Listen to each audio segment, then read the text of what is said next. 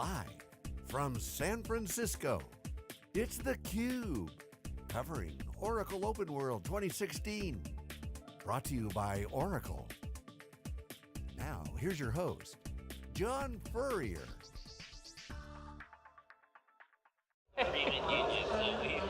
Okay, welcome back everyone. We are here live in Oracle OpenWorld. This is theCUBE, SiliconANGLE's flagship program, where we go out to the events and extract the signal from noise. I'm John Furrier, founder and co-CEO of SiliconANGLE Media. Our next guest, Colleen Cassity. Oracle Citizenship, welcome to theCUBE, great to see you. Thank you, delighted to be here. You are such a special person. One, you're just radiating energy, love that. But more importantly, you really are doing amazing work with Oracle. Most notable in the press recently is DTech, the high school charter program that you guys have been part of, here on the Oracle campus. And I think the story I read, Safford Cassity, I think we own that land over there. Let's give it that's one of many things that you guys are doing. And we'll get into it in a second, but let's talk about what you guys do. Quickly spend a minute, talk about what you guys are doing relative to Oracle Giving and also citizenship. Sure. So Oracle Corporate Citizenship encompasses a variety of activities, one of which is running our business in the most sustainable and responsible way that we possibly can. But beyond that, there's genuine philanthropy, and that takes a few different forms. So the Oracle Education Foundation is a nonprofit funded by Oracle, and its board of directors is chaired by Safford Katz. That's the entity through which we engage Oracle employees in coaching high school students through these really immersive multi-day workshops. And we're piloting that program with Design Tech High School, so that's where that relationship resides. In addition to that, we have a really robust Oracle Giving program, which is our corporate grant-making program. It gives tens of millions of dollars to nonprofit and non-governmental organizations around the world annually in 3 areas, which include education, with a really strong emphasis on computer science education and STEAM, environmental protection, that includes the natural world and wildlife, and community, which is health, human services, poverty alleviation.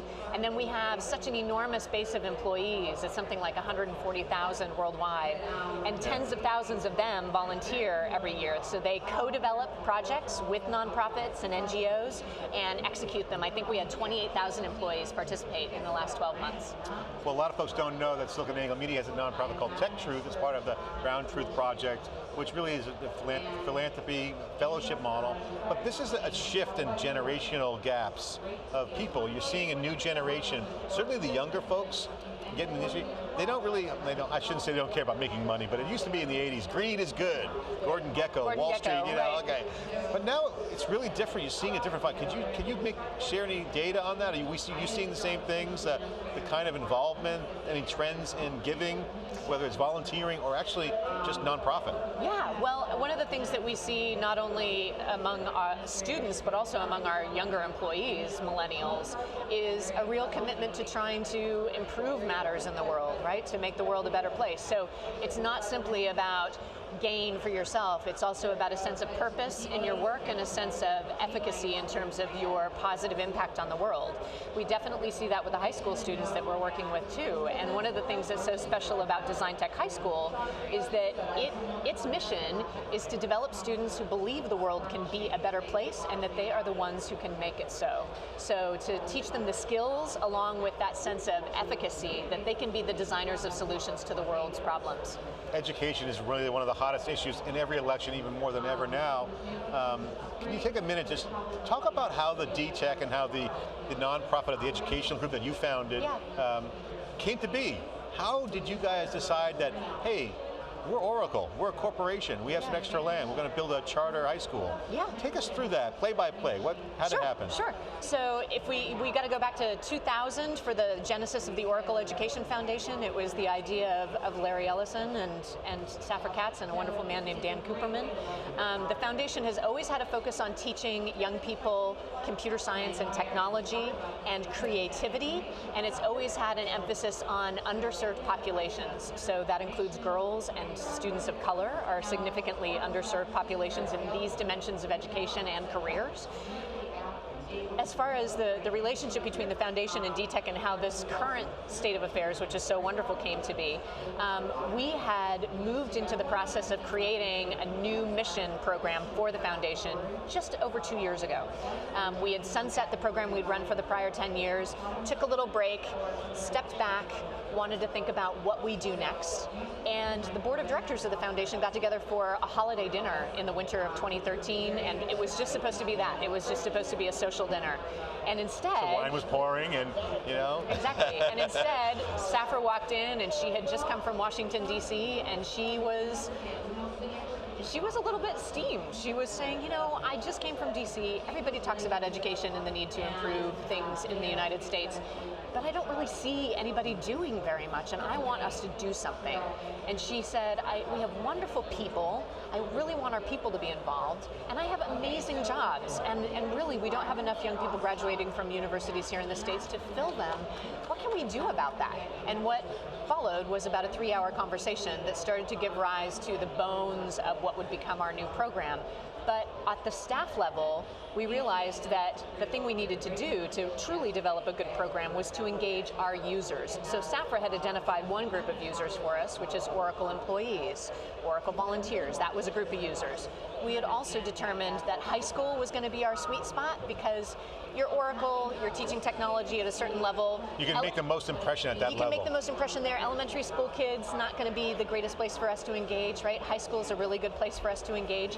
And so, because we are design thinkers at the Oracle Education Foundation, we realized it was a design challenge. So we brought together our user groups, Oracle employees, 9 different high schools from the Bay Area, very diverse high schools, put them all in a room together with a facilitator from a company called Lime Design for 8 hours, and we had them rapidly prototype potential elements of our new mission program with us. And among those 9 schools were 4 members of the founding team of Design Tech High School. This was May of 2014. DTech, which is the nickname of the school, had not even opened its doors yet. It would open in August of 2014. And they were so extraordinary, and they were such good design thinkers, because design thinking is core to the model, that we recognized them as the organization that we wanted to partner with in piloting this program. And a lot of the jobs that are going to be out there haven't been invented yet there's no curriculum for them. So is this part of the vision for the interdisciplinary? I mean, Stanford's been very progressive in this. Is that a big part of it? It's a huge part of it. So you need to understand subject matter and have a broad knowledge base, obviously all of us do, but more importantly than that, you need to be a lifelong learner, and you need to have a sense of self-direction and self-efficacy, that whatever new thing it is that I need to learn to adapt to changing situations, I can learn that. Whatever problem or challenge you may encounter, I can be the designer of a solution to that problem. You got to give props to Safra Katz on this one, because a lot of it lately could be like mailing, oh yeah, I donated to that cause, you check the box. There's a real intersection between a core business problem, hiring people for jobs. Right. You know, hey, what a great win-win. Exactly, and at the same time, it's this beautiful blend of completely authentic philanthropy, because there's a leap of faith here, right? There are no strings attached. These students from Design Tech High School, they don't have to come to work for us or for our partners. It's a genuine investment in developing people who are going to be really good citizens of global society and are going to be really effective human beings. And I think this is a real progressive move by Oracle. I think other people should follow and will follow, in my opinion. Yeah, we hope they do. We started the Tech Truth as a fellowship for journalists, and we think philanthropy will fund journalism too. There's just not enough jobs for real journalists, so we're training our own. It's true. This authentic philanthropy is a huge deal. Agreed. Thank you so much for sharing here on theCUBE, Colleen. What a great mission. Check out Oracle's educational nonprofit. Of course, their citizenship, and the DTech, the design school that's going to be on their campus, Oracle giving back with authentic philanthropy. This is theCUBE doing our share of sharing the authentic content with you, original content. I'm John Furrier, thanks for watching. We'll be right back with more after this short break.